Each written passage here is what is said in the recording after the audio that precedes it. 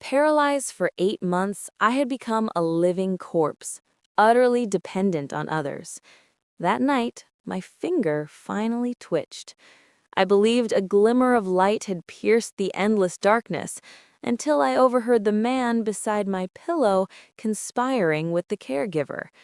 Tomorrow, we push her off the penthouse terrace, 50 million in inheritance. 8 years of his professed love had been nothing but a calculated performance for that fortune alone. I shut my eyes. Silent tears traced down my cheeks. So the car accident had been orchestrated from the very start. 2 a.m. The bedroom held only the soft drone of the respirator. I stared at the ceiling, eyes wide, as I had every one of the past 243 days and nights. 8 months after the crash, I, Ava Martinez, once the formidable CEO of Summit Holdings, lay reduced to motionless flesh. No sensation existed below my cervical spine.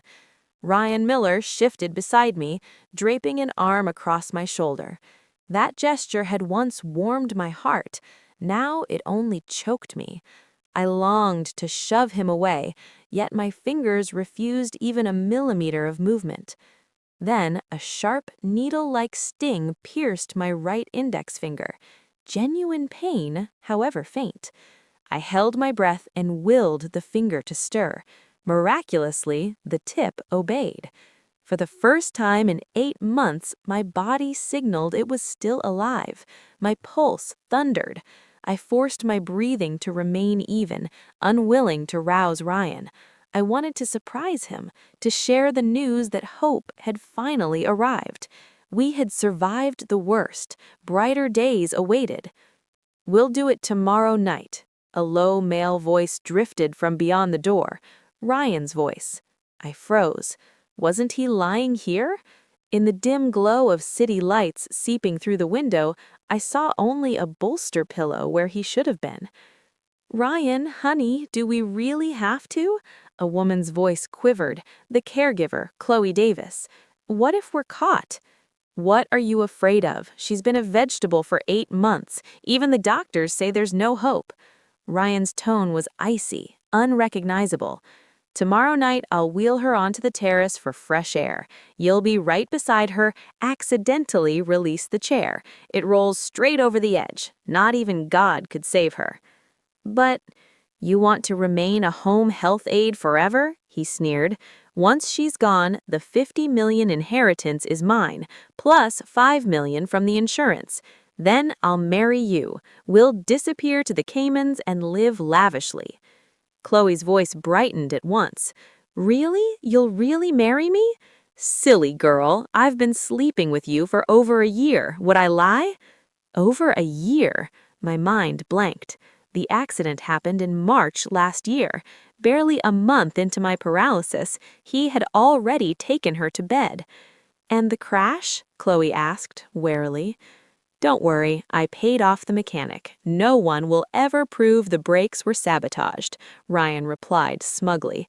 "I expected her to die instantly. I never imagined she'd cling to life for another 8 months. But no matter, a long paralyzed woman tumbling to her death after so long, no one will suspect foul play." My nails bit into my palms. The accident had never been an accident. These 8 months of devoted care had been pure theater.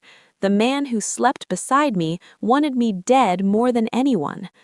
"Ryan, you treat me so well," Chloe purred, shedding her usual cold professionalism. Unlike that arrogant workaholic, always so haughty at the company, just looking at her irritated me. What's the point of earning all that money when it ends up in our pockets anyway? Ryan chuckled. "Exactly. Now remember your role tomorrow night. Cry on cue, panic convincingly. You understand?" "I do." Their footsteps receded. The bedroom door eased open. Ryan slipped in, paused beside the bed, then leaned close. I kept my eyes closed, breathing regular. "One more day," his voice murmured against my ear, thick with malicious satisfaction. Ava Martinez, you'd never imagine the husband you trusted most would be the one to escort you to your grave, would you? His fingers stroked my cheek with tender reverence, as though I were a priceless jewel. Don't worry, I'll weep bitterly at your funeral. After all, you are my most beloved wife. He slid back into bed, wrapped an arm around me, and soon his steady snores filled the silence. I opened my eyes, tears slipped quietly down my temples. An 8-year marriage, a $50 million fortune, in his eyes merely ingredients for a perfectly staged murder and theft. But he didn't know his intended victim had already awakened. I flexed my awakening fingers, sensing blood course through them once more. My right hand could now close into a fist. Tingling returned to the left as well. Tomorrow night. Very well, Ryan Miller. This game has just begun.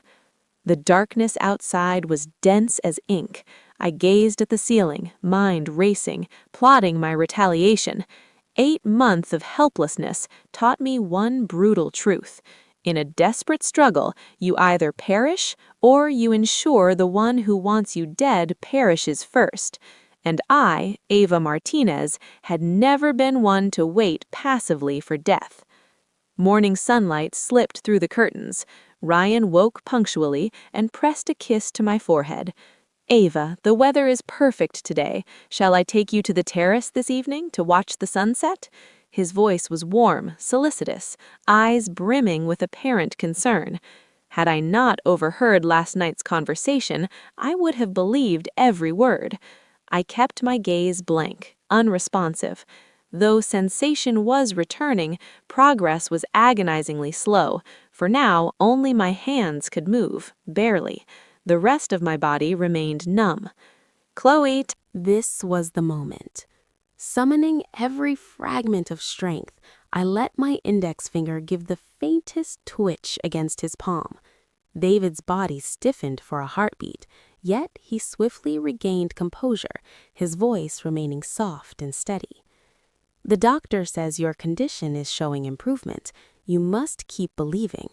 His thumb pressed twice against the back of my hand, our secret signal from college days. Message received. Mr. Brown, let me bring you some tea, Chloe offered, gliding out of the room. David immediately dropped his voice to a whisper. Can you hear me? Blink once if yes. I blinked once. My God, he drew a steadying breath. Are you in danger? Another blink. Is it Ryan? His expression darkened at once. He spoke rapidly, urgently. Understood. Keep pretending. Stay exactly as you are. I'll make arrangements and return tonight. Chloe re-entered with the tea. David had already smoothed his features back into calm concern, resuming his one-sided conversation with my unconscious form. Half an hour later, David departed. That afternoon, Ryan returned early, cradling a bouquet of lilies. Ava, your favorite. He arranged them carefully in the bedside vase. Tonight we'll go up to the terrace. You'll love the view. Chloe weaned out from the kitchen. Ryan, darling, I prepared Ava's favorite dishes for dinner. Good girl. He crossed to her, sliding his arms around her waist. Stop, she's right there, Chloe protested coyly. What's to fear? She's a vegetable. His hands roamed freely. After tomorrow night, we do whatever we please. And the insurance? Handled long ago. I changed the beneficiary to myself. She signed without reading, thought it was just another portfolio update. He gave a smug chuckle. Stupid woman, brilliant at making money, utterly blind to betrayal. Memory flooded back. 3 months earlier, Ryan had placed a thick stack of documents before me, insisting they were routine. Paralyzed and exhausted, I had trusted him completely. Among them, clearly, had been the change of beneficiary form. By the way, how's the company? Chloe asked. Frank Thompson tasted a nice slice of profit. He's promised to neutralize the board once she's gone. Summit Holdings will be mine. Ryan, you're incredible. They kissed deeply, indifferent to the motionless figure in the bed. I shut my eyes, mind racing to connect every piece: the crash, the insurance, the company embezzlement, the vice president, my blind signature, an elaborate, ruthless design, and I had nearly been its final offering. 6 p.m. David returned. Mr. Miller, I have urgent legal documents requiring Miss Martinez's signature. May I come in? Briefcase in hand, face grave, he stood at the threshold. Ryan hesitated, then stepped aside. Of course, David, though Ava is, as you see. It's fine. A fingerprint will suffice. David entered, closed the door behind him, and moved swiftly. From his bag, he produced a phone and a tiny camera, concealing both beneath my pillow. The phone is on vibrate. Text if anything happens. The camera covers the room and streams to the cloud. He clasped my hand, eyes glistening. Hold on, Ava. I've alerted the police, but we need irrefutable proof. You must protect yourself. With immense effort, I traced 2 words into his palm. Tonight. His face tightened. They're acting tonight. I blinked confirmation. Understood. He inhaled deeply. Trust me, I won't let them touch you. He opened the door. I'll return for the documents tomorrow. I won't intrude further. Ryan escorted him out, then re-entered the bedroom. Gazing at the deepening twilight, a cruel smile curved his lips. Ava, are you ready? He leaned close and whispered, Tonight marks the anniversary of your death. Night descended. In the living room, Ryan and Chloe murmured final details. Beneath my pillow, the phone buzzed softly. David's message, Camera live. I'm watching. Police on standby. Protect yourself. My right hand could now grasp the device. Sensation was creeping back into the left. Concealing the phone under the blanket, I logged into the company's financial portal. As CEO, my access remained unrestricted. After 8 months of absence, the system flagged multiple irregular transactions. My stomach dropped. Between March and July, 4 relentless months, $5 million had been siphoned from corporate accounts. The destination? Miller Ventures. Legal representative, Ryan Miller. He hadn't merely plotted my murder, he intended to gut the empire I built. Further digging revealed Frank Thompson's approving signature on every transfer. They had been partners in this theft from the beginning. Another vibration. David again. Ryan opened a Cayman offshore account, already moved $3 million. He has 2 mistresses, been funneling them cash too. I clenched my teeth. His greed and depravity ran deeper than I had ever suspected. Ma'am, time for your medicine. Chloe entered, carrying a bowl of dark liquid, smile falsely sweet. I stared at the murky contents. A chilling realization struck. For 8 months I had swallowed this every day. She propped my head and poured. The bitter fluid burned down my throat. Nausea surged. Drink it all, Chloe hissed, malice seeping through. You'll be dead tomorrow night anyway. 1 dose more or less won't matter. She set the bowl aside and pinched my cheek hard. By the way, I've been lacing this. The doctor ordered IV nutrition. I discard half and crush in sedatives instead. My pupils shrank in horror. You think you never woke up? She grinned viciously. Ryan wanted you quiet, less hassle. If you weren't so stubborn, you'd have been gone months ago. She released me, leaving angry red marks. Oh, and your designer bags, your jewelry? I've tried them all on. She retrieved my Hermes from the closet. Once you're dead, they're mine. Ryan promised me the best. She posed before the mirror, draping my jewels across her neck, treating me as a corpse already. I watched in silence. Beneath the covers, my phone recorded every word. 9 p.m. Ryan entered the bedroom. Chloe hurried to him. Everything set? Yes, I loosened the wheelchair brakes. A light push and it rolls. She smirked. I also spilled water near the terrace edge. I'll claim I knocked over the plant watering bucket. Smart. He pulled her close. When it's done, I'll give you $1 million. Only $1 million? Chloe pouted playfully. Didn't you promise marriage? Marriage? Ryan laughed coldly. Who do you think you are? Once the money's mine, I'm going after Ashley. She's far younger and far more beautiful than you. Chloe's expression shattered instantly. You lied to me. What else have you hidden? Did you truly believe I'd marry a mere caregiver? Ryan shoved her back. Just do what you're told. $1 million is more than enough for your lifetime. Disobey and you won't see a single cent. Resentment flared in Chloe's eyes, but she bowed her head in defeat. I understand. That's my good girl. Ryan patted her cheek condescendingly. Tomorrow night, 10 o'clock sharp, meet on the terrace. Make it look completely authentic. They left the bedroom together.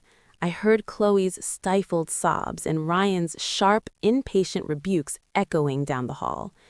In the darkness, I let out a silent, bitter sneer. Dogs devouring dogs. How fitting. The phone buzzed softly. David's message. Everything captured on tape. Police now have proof of Ryan's embezzlement from the company. They'll stage an ambush on the terrace tomorrow night. Ava, how much movement have you regained? With painstaking effort, I typed back. Hands functional, legs still paralyzed. That's sufficient. I'll be waiting downstairs tomorrow night. Trust me. I set the phone aside and flexed my slowly reviving arms. 8 months of immobility had withered my muscles. Each motion demanded monumental will, yet I refused to yield. Near midnight, Ryan slipped into bed beside me and fell into deep, contented sleep, likely dreaming of the fortune soon to be his, blissfully ignorant that his chosen victim had already sprung the snare. I turned my head to study that face, once capable of making my heart race, now revolting. An 8-year marriage built entirely on deception. He pursued me, wed me solely for my wealth, and like a fool, I had handed him absolute trust. Not this time. Moonlight poured coldly through the window. I closed my eyes, husbanding every scrap of strength. Tomorrow night would bring the final reckoning. Ryan Miller, your carefully crafted murder clot will become your own requiem. I counted the hours in silence, fingers clenched around the blanket. My body remained frail, but the fire of vengeance burned white-hot within me. On that terrace, we would see who truly fell. The following day passed in unnerving tranquility. Ryan played the devoted husband to perfection, massaging my shoulders one moment, murmuring tenderly the next. Ava, tonight's sunset promises to be spectacular, he said softly. I'll wheel you onto the terrace so you can finally breathe fresh air. You've been trapped in this room far too long. Chloe bustled nearby, packing discreetly, her gaze flickering with lingering bitterness from the previous night's betrayal. She dared not rebel, only simmered in mute resentment. 3 p.m. The phone vibrated. David, police are deployed. Undercover officers surround the building. I'm stationed below, prepared to move at any second. Can you use your legs? I tested them. My toes twitched faintly. Nothing more. Standing remained impossible. I replied, cannot stand, can still defend myself. Received. When you reach the terrace, stall them as long as possible. Force them to confess everything on record. I erased the conversation and tucked the phone beneath the wheelchair cushion. 6 p.m. Twilight gathered. Ryan changed into dark clothing. Chloe dressed plainly. They exchanged a glance heavy with shared malice. Chloe, help Ava into the chair, Ryan instructed. She approached and hauled me up with deliberate roughness, treating me exactly as the lifeless shell she believed me to be. She forced me into the wheelchair, my arms striking the rest with a sharp sting. Gently, Ryan chided with feigned solicitude. Don't injure her. I know, Chloe snapped, irritation barely veiled. Ryan guided the chair out of the bedroom. Passing the living room, I glimpsed divorce papers lying openly on the coffee table. He had even prepared that final flourish. The private elevator rose smoothly to the penthouse floor. Ryan stood behind me. I sensed the coiled excitement radiating from him. Chloe trailed, clutching a watering can. Later, just claim you were watering the plants and accidentally tipped the can," he murmured. "I know," Chloe answered, voice quivering just slightly. The doors parted directly into the penthouse foyer. Glass panels opened onto the vast terrace at the end of the corridor. Ryan propelled the wheelchair forward, Chloe close behind. Silence enveloped the space. Only the soft rumble of wheels disturbed it. The terrace doors parted. A crisp, early autumn breeze swept in. The sun bled crimson across the Manhattan skyline. "Ava, look," Ryan said, wheeling me to within inches of the glass railing. "What a glorious sunset. This is the final one you'll ever witness." His tone had turned glacial. Chloe set the watering can down and deliberately knocked it over. Water fanned across the stone. She retreated to the doorway. No one's around. Perfect. Ryan stepped in front of me, crouched, and met my vacant stare. "Ava Martinez, did you ever realize I never loved you?" I remained utterly still. 8 years ago, I chose you because of your fortune." A grotesque smile twisted his lips. "Did you honestly think your charm won me? A cold, work-obsessed woman, stone-faced at the office, dull as death in bed. Without your money, I'd have vanished years ago." He rose, towering over me. "On the day of the crash, I sabotaged your brakes. I expected instant death. Your stubbornness dragged it out 8 long months. No matter. A paralyzed woman falling accidentally after so long, no one will question it." From the doorway, Chloe pressed, "Hurry, what if someone arrives?" "What's the hurry?" he answered sharply. "I want her to die knowing every truth." He bent close again, mockingly. "Do you know how blissful these 8 months have been? By day, I drained your company accounts. By night, I held Chloe and Ashley, Megan, both younger, both lovelier than you. I've already diverted a hefty portion of your $50 million. When you're gone, the rest is mine. Summit Holdings too. You slaved 10 years building it, all for my benefit. How does that feel? Furious?" He leaned nearer, mocking. "Too bad you can't even speak." In that instant, I snapped my eyes wide and locked them on his. Ryan recoiled. "You?" "I am furious," I said, voice hoarse yet perfectly distinct. "Not only speak." I lifted my right hand, drawing the phone from beneath the cushion. "I've recorded every word you just confessed." "Impossible." He lunged for the device. The terrace doors burst open. 4 plainclothes officers stormed through. "NYPD, hands where we can see them. Don't move." Ryan froze mid-step. Chloe shrieked, and the watering can clattered aside. David rushed in behind the officers and seized the wheelchair handles. "Ava, you're all right?" I fixed my gaze on Ryan's ashen, terrified expression and spoke with icy calm. "Ryan Miller, game over." When did you?" Ryan's voice quivered uncontrollably. "I regained consciousness the night before last," I replied evenly. "I overheard every word of your conversation with Chloe. For the past 2 days, I've been feigning complete paralysis, simply waiting for you to condemn yourself with your own confession." "Impossible! This is impossible!" Ryan's legs buckled. He sank to the ground. Chloe suddenly jabbed a finger toward him and screamed, "Officer, it was all his idea. He forced me into it. He said he needed Miss Martinez dead and promised me $1 million. "Shut your mouth," Ryan bellowed. "You lied to me, too. You swore you'd marry me, but you were just going to use me and discard me like trash." Chloe dissolved into hysterical sobs. "I'll tell them everything. He orchestrated the car accident. He ordered me to lace her medicine with sedatives. He stole money from the company." An officer stepped forward and snapped handcuffs around Ryan's wrists. "Ryan Miller, you are under arrest for suspected attempted murder, embezzlement, and related offenses." "No, please, no!" Ryan thrashed against the restraints. "Ava, I was wrong. I was truly wrong. For the sake of our 8 years together, please have mercy." I met his pleading gaze with eyes as cold and sharp as tempered steel. 8 years of marriage. Are you even worthy of the word? The final crimson rays of sunset bathed the terrace.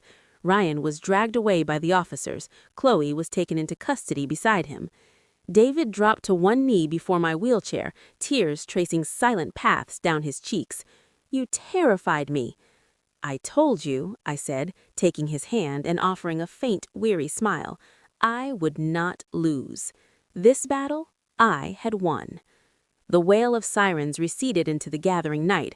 I remained in the wheelchair, watching Ryan being forced into the patrol car. He continued to struggle, shouting my name in raw desperation. I felt nothing, no ripple, no echo of the past. Ava, we should head to the hospital first, David urged gently, turning the chair toward the elevator. You need a complete examination. No, I answered. First, we go home. I need to secure every piece of evidence.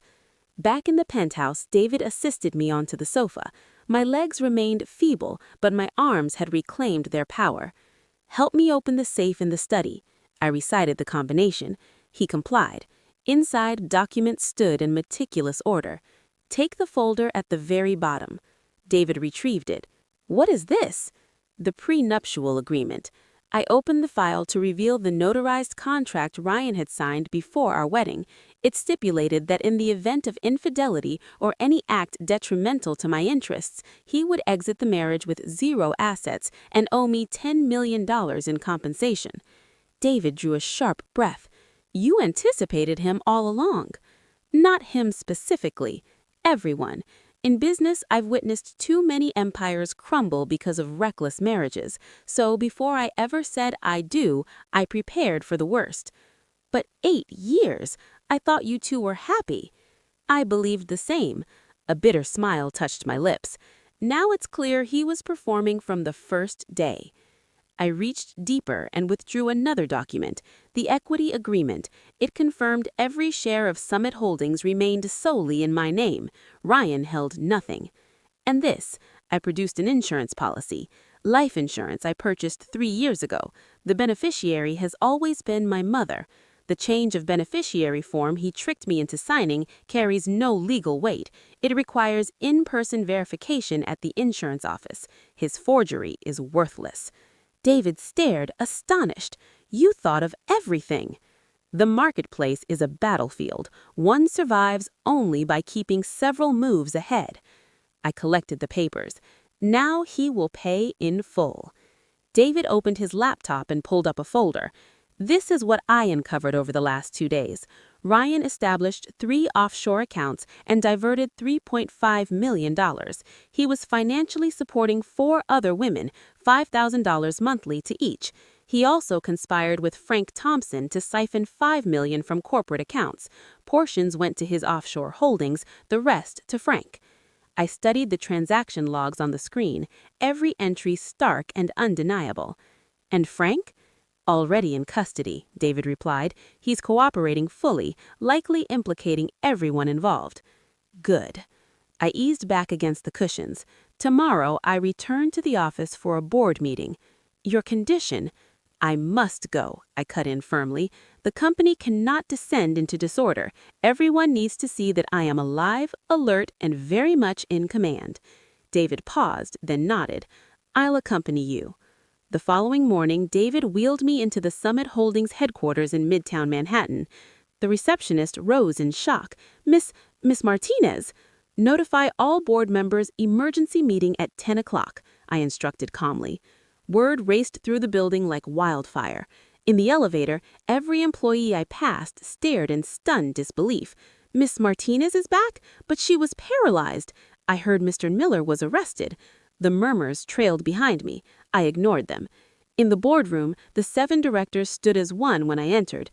Ava, please take your place. David positioned my wheelchair at the head of the table. I know you have questions. I'm here to provide answers.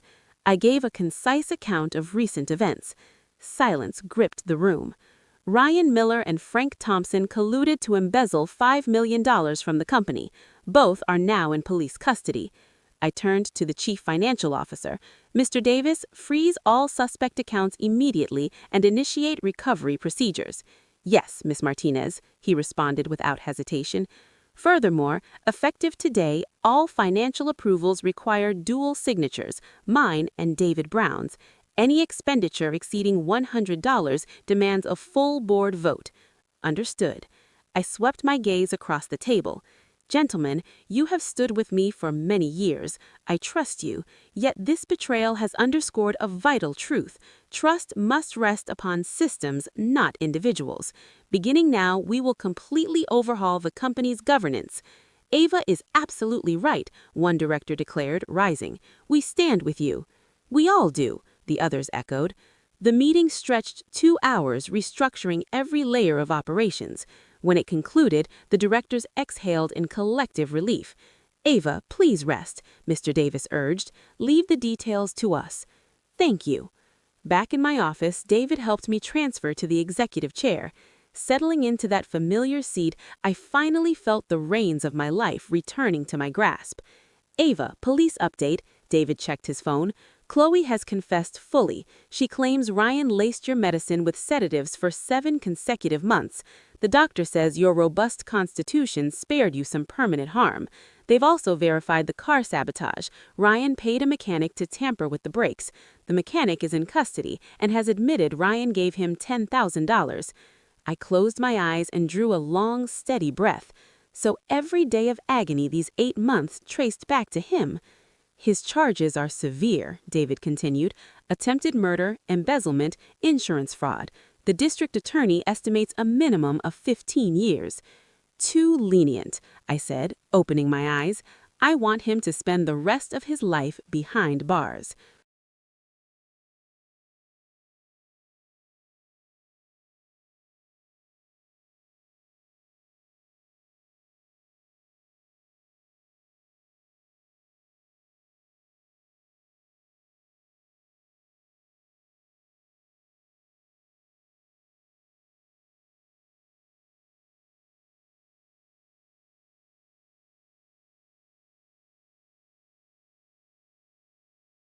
There's one more matter, David said hesitantly.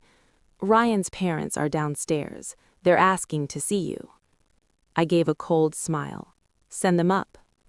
10 minutes later, Ryan's parents were ushered into my office. The elderly couple appeared utterly worn, his mother's eyes puffy and red from endless tears.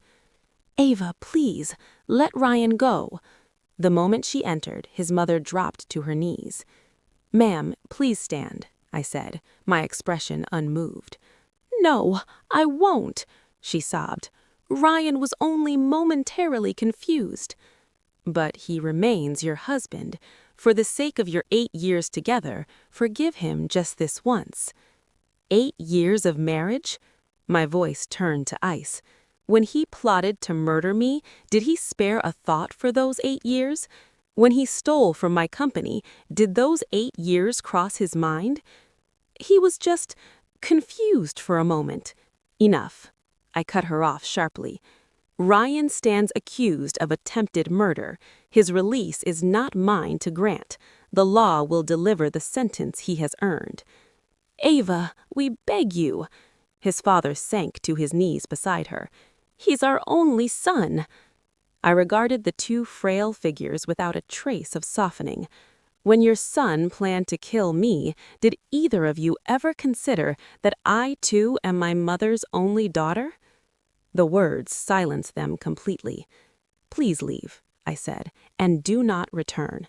Security entered and gently but firmly escorted them out. His mother's anguished cries lingered in the corridor, yet my heart remained granite. David approached and quietly took my hand. Ava, you did what was right. I know. I turned my gaze to the window. This is merely the beginning. Next, I reclaim everything that is mine. 3 days later, I arrived at the detention center in my wheelchair. When Ryan was led into the visitation room, he looked gaunt and broken. Seeing me, a storm of emotions crossed his face, shock, dread, and a flicker of bitterness. Ava! His voice cracked. Sit, I commanded coldly. He lowered himself opposite me, clutching the receiver, staring through the thick glass. Your legs, they're recovering well. The doctor said... I should walk again within a month. I cut him short. Disappointed? He bowed his head, silent for a long stretch. I came to inform you, the district attorney has filed formal charges. Attempted murder, grand larceny, and insurance fraud. Combined, you face no less than 20 years. 20 years? His body shuddered. Furthermore, I have initiated divorce proceedings and am seeking $10 million in damages. I lifted the prenuptial agreement and pressed it to the glass. Do you recall signing this? You likely never dreamed this day would arrive. His face drained to ash. We don't have $10 million. I'm aware. My smile was razor thin. That's why you'll lose everything. Your parents' house, every asset in your name, the court will seize and auction them all. No, you can't. He surged to his feet. My parents are innocent. Innocent? My voice sharpened to a blade. I was innocent too. When you arranged my death, did my innocence matter? When you poisoned my medicine day after day, did you pause for my innocence? Ryan recoiled, collapsing back into the chair, stunned by the force of my words. One more thing, I said, composure returning. Frank has confessed completely. He states you approached him 2 years ago, proposing to isolate me and divide the company. You offered him a share to assist in the embezzlement. The car accident was no impulse. It was meticulously premeditated. His eyes darted, avoiding mine. Why? I leaned closer to the partition. Was I not good to you? I gave you everything you desired. I never burdened you with business matters. The monthly allowance I provided exceeded any reasonable need. So why? Because I hated you. Ryan's head snapped up, eyes blazing with long-buried resentment. Do you know how the world sees me? Ava Martinez's husband, a kept man, a useless parasite living off a woman. I'm a man. I have pride. Yet beside you, I was nothing. His voice rose, trembling with fury. The company is yours. The penthouse is yours. The cars are yours. Every dollar I spent came from you. I was suffocating. I needed to prove myself. I needed my own empire. I listened without interruption until he finished, then offered a frigid laugh. So you chose to murder me. He faltered. Ryan, do you know your greatest failing? Not lack of talent, lack of honor. You could have built something through your own effort, started a venture, earned respect. Instead, you selected the most contemptible path, killing your wife to steal her life's work. You are unworthy of manhood, let alone of being my husband. His face flushed crimson, his lips quivering, speech deserting him. By the way, I added, drawing out my phone and opening a photograph, do you recognize her? The image showed Ashley, young, radiant, the one he had named. She visited yesterday, said you owed her $500,000. When I informed her of your arrest, she wept and vowed to report you for fraud. Megan, Lauren, Jessica, they all came. The 4 women you maintained on the side now know you're a swindler. They've united to file suit against you. Ryan's complexion turned ghostly. You thought yourself so clever juggling so many, but you never understood. When women stand together, they become far more formidable than you ever imagined. Ava, I was wrong, truly wrong. Please let me go. Too late. I signaled David. He began wheeling me away. Ava! Ava! Ryan's desperate cries chased me. We're still married. You can't be this cruel. I halted, turned back. Married? From the instant you chose my death, that bond ceased to exist. I enunciated each word deliberately. And mark this, you will never walk free again in this lifetime. I will employ every resource to ensure you pay the full price. Outside the detention center, sunlight dazzled. David offered me sunglasses. How do you feel? He asked. Liberated. I slipped them on. A quiet smile curved my lips. On the day of the trial, reporters and spectators thronged the courthouse steps. The saga of Summit Holdings CEO prosecuting her husband for attempted murder had dominated headlines for a week. Everyone craved the verdict. David guided my wheelchair through the entrance amid a storm of camera flashes. "Miss Martinez, are you confident in the outcome? Miss Martinez, will you show your husband mercy? Miss Martinez, is it true he kept multiple mistresses?" I answered none, proceeding directly into the courtroom. The gallery was filled, company staff, business associates, countless strangers. In the front row sat my mother, eyes rimmed red. When Ryan was escorted in, he had wasted away noticeably. Clad in an orange jumpsuit, wrists cuffed, he kept his gaze averted, refusing to meet mine. "All rise." The judge entered, the proceedings commenced. The prosecutor rose first and began enumerating Ryan's crimes. In November of this year, the defendant orchestrated yet another attempt on Ava Martinez's life, plotting to shove her from the penthouse terrace and stage it as a tragic accident, all to seize her $50 million inheritance and claim a $5 million insurance payout. In addition, he stands accused of embezzling more than $5 million in corporate funds, committing insurance fraud, and perpetrating several other offenses. The prosecutor's voice resounded through the courtroom, each syllable striking Ryan like a hammer. The defense and prosecution attorneys sparred with fierce intensity. Then David rose. "Your Honor, on behalf of the plaintiff, Ava Martinez, we respectfully request the court impose the severest possible sentence on the defendant, Ryan Miller."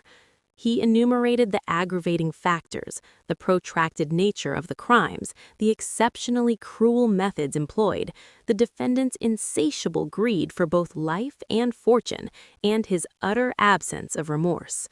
"The plaintiff, Ava Martinez, may now address the court," the judge announced. I drew a steady breath. David wheeled me forward to the witness stand. "Your Honor, members of the jury," my voice carried clearly across the room. "Ryan Miller and I were married for 8 years. I believed I had wed a man worthy of my complete trust. I was gravely mistaken. He intended to hurl me from my own home, then plunder my inheritance and begin a new life with other women." Murmurs rippled through the gallery. My mother wept openly.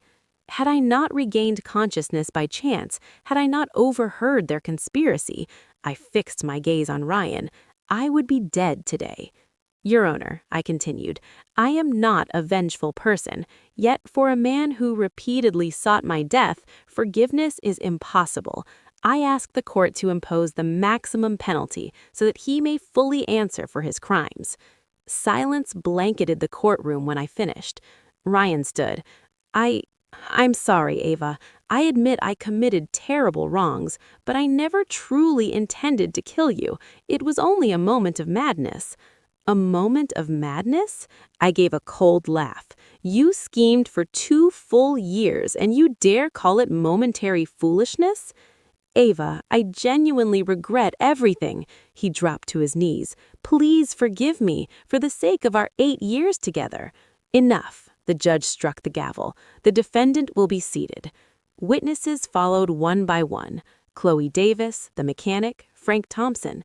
Each testimony, each exhibit stripped Ryan's crimes bare. After an hour of deliberation, the court reconvened. "The verdict is as follows," the judge intoned solemnly. "The defendant, Ryan Miller, is found guilty of attempted murder and sentenced to 15 years imprisonment, guilty of grand larceny and sentenced to 8 years, guilty of insurance fraud and sentenced to 5 years. The sentences shall run consecutively, resulting in a total of 20 years incarceration with an additional 5 years deprivation of political rights. Furthermore, the defendant is ordered to pay the plaintiff, Ava Martinez, $10 million in economic damages and $5 million for emotional distress." The gavel fell. The judgment was final. Applause erupted from the gallery. Ryan slumped in his chair, face bloodless. No, 20 years? I'm only 35, he whispered. As bailiffs escorted him past me, he halted and stared. "Ava, you'll regret this." I won't, I replied icily. The one who should regret is you. His cries receded as he was led away. I remained in my wheelchair, gazing upward at the courtroom ceiling. Tears finally slipped down my cheeks, not for Ryan, but for the 8 years I had lost, for the woman who once trusted so completely in love. My mother hurried forward and wrapped me in her arms. It's over, darling. It's all over. Yes, I rested against her shoulder. Mom, let's go home. 6 months later, spring had arrived. I stood before the floor-to-ceiling windows of my top-floor office, sunlight warming my face as I overlooked the city below. I walked now with only the faintest limp. Physical therapy was swiftly erasing the last traces. Ms. Martinez, here is the first quarter financial report, Mark Peterson, the new vice president, said as he entered. I scanned the pages, a quiet smile forming. 45% profit growth. Impressive. All thanks to your guidance, Ms. Martinez. Once he departed, David entered. Ava, I have news. Ryan's appeal was denied. He also sent you a letter. Would you like to read it? I hesitated briefly. Bring it. I tore open the envelope. The script was shaky. Ava, I know you'll never forgive me, but I must say I'm sorry.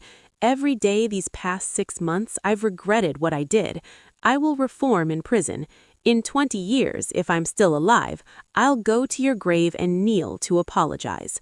Ryan Miller. I read it once, then ripped the pages into fragments and dropped them into the bin. That's all? David asked. That's all, I said.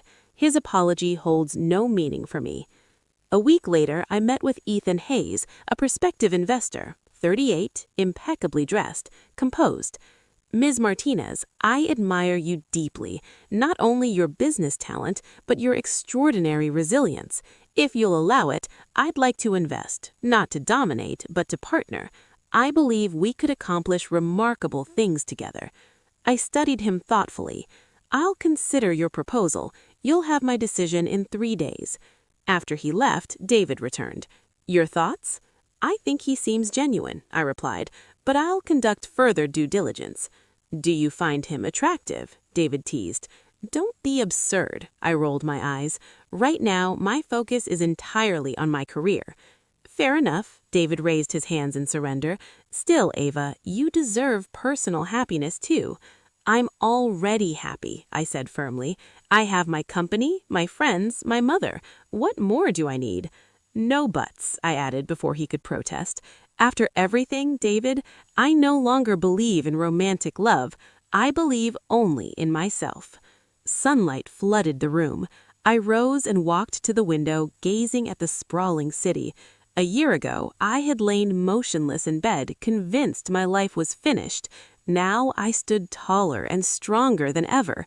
Ryan Miller tried to obliterate me. He failed utterly. I not only endured, I flourished.